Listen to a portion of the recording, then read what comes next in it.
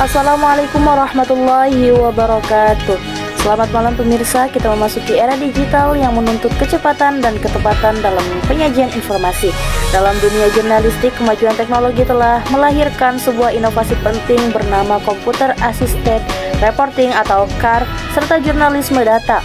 Keduanya membawa perubahan besar dalam cara media memproduksi dan mengelola berita di ruang redaksi. Seiring perkembangan teknologi informasi, pekerjaan wartawan kini tidak lagi terbatas pada pengumpulan fakta di lapangan.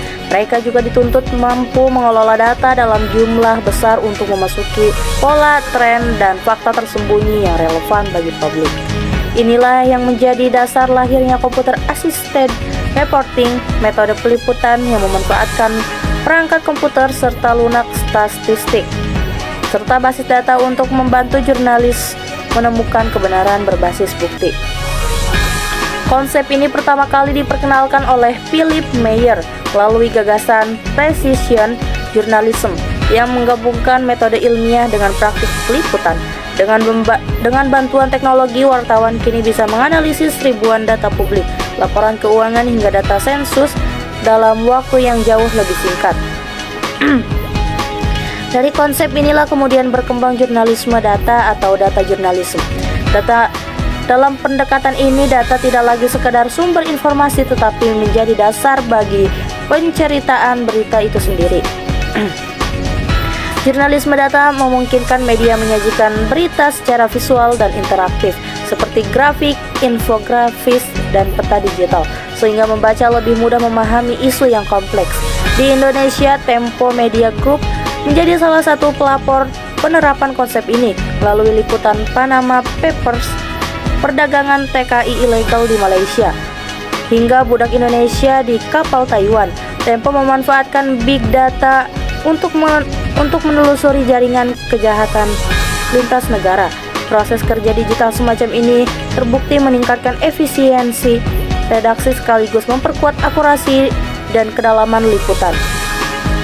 Namun, perubahan besar tidak lepas dari berbagai tantangan. Banyak media di Indonesia yang masih kesulitan beradaptasi dengan sistem kerja berbasis data.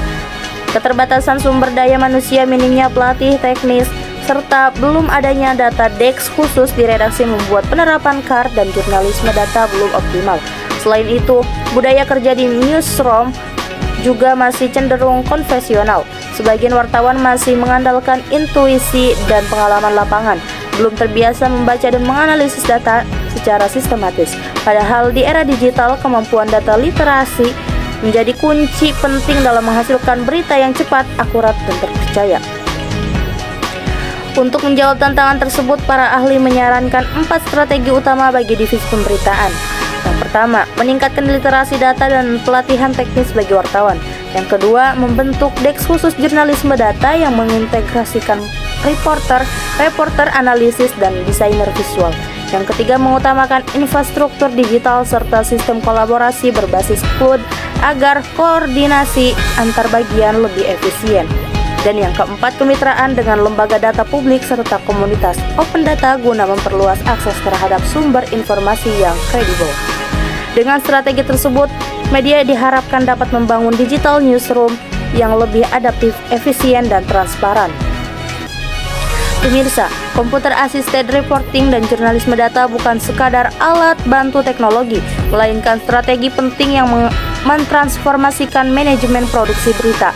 Keduanya mengajarkan bahwa efisiensi bukan hanya soal kecepatan, tetapi juga tentang akurasi, kolaborasi, dan tanggung jawab etis dalam mengelola data publik. Dengan memanfaatkan teknologi secara bijak, media dapat memperkuat kepercayaan masyarakat terhadap informasi yang disajikan, sekaligus menegaskan peran jurnalis sebagai penjaga kebenaran di tengah arus disinformasi digital. Saya Dede Fatihatul Makiyah pamit undur diri. Terima kasih atas perhatian Anda dan sampai jumpa dalam liputan berikutnya. Selamat malam. Wassalamualaikum warahmatullahi wabarakatuh.